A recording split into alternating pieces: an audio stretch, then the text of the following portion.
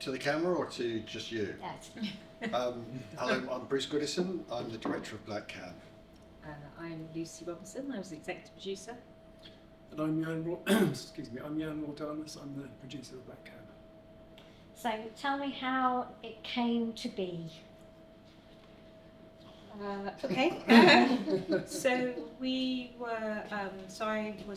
Jan and I were working with Nick and Simon at Stone Picture, and we were approached by Shudder, who said that they would really love to do a horror film with us, and particularly they were very specific about what they wanted. They wanted to have one where Nick would be a cab driver and would be taking some passengers to their doom, and really that was it. That was their pitch, and then we came up with a script to fulfil that. So Bruce, how did you approach that then, with it being so,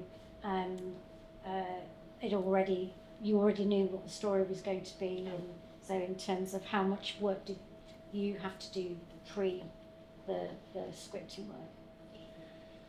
You may know that I'm not a genre director, as in I've not shot horror, ghost stories, etc. I do mostly real stories that are quite scary, so this was quite a scary proposition. I've worked with Lucy before on another series called Born to Kill, which was about a psychopath, and I think that some of the tone that I was bringing to that, Lucy was like, oh okay, that might work here. And I think that when I saw the script, I could see that there was a proper, real psychological disturbance at the root of Nick's character's actions, which I could get hold of and make something with. So I then get on a call with Lucy and all the rest of the producers and AMC and Shudder and outline, what becomes, the vision for the film in a way. And that's kind of how I got involved. Mine was about trying to root it in a sense of reality, I suppose, but keeping very, very strict to the genre of a ghost story, because there are many ghost stories within this film, and it was about making sure that we honoured the genre, but at the same time tried to kind of bring it into a more realistic space for me. Okay, and Jan, how did you get involved, and kind of what were the challenges for you? Right, well, as Lucy said, we were together at Stone Picture working with Nick and Simon. And Shudder was the only financier of the film, so we knew how much money we had to work with, which limited how much time we would have to shoot. So we ended up figuring out we'd have four weeks, basically 20 days. And as you'll see, a lot of the action takes place inside a moving vehicle, and one of the key challenges was finding a way of not being out on the road night after night shooting people talking in a taxi.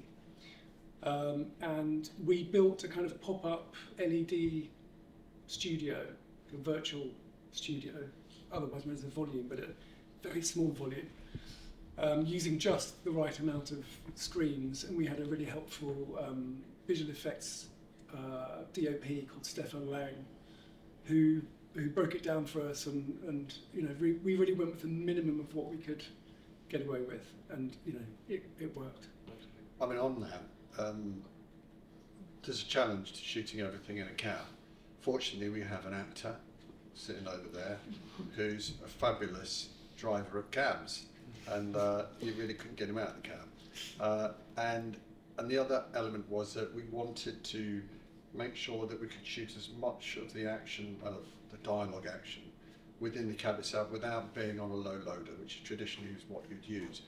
Which, if there's anyone that's ever used low loaders, it's a pain in the arse to try and get performance, because no one can hear anything. You're in Manchester at the dead of night with the rain. We weren't going to get anything. So we had a great designer who came up with the idea that maybe we get an older cab, because we wanted to use older things. We didn't want it to feel like it was 2024, 2025. We wanted to make it feel like you weren't quite sure what the edges were in terms of it being set to a certain time, so some timeless elements. So those geeks out there might realise that the cab is a 1980s cab that we cut in half, and then we were able to film Nick's elements, Sineva's and Patrick's elements in the back of the Luke's. I used his stage name there. In the back of the cab, and we were able to do that on the volume stage and have all of the back projections of the rather wonderful Manchester backdrop.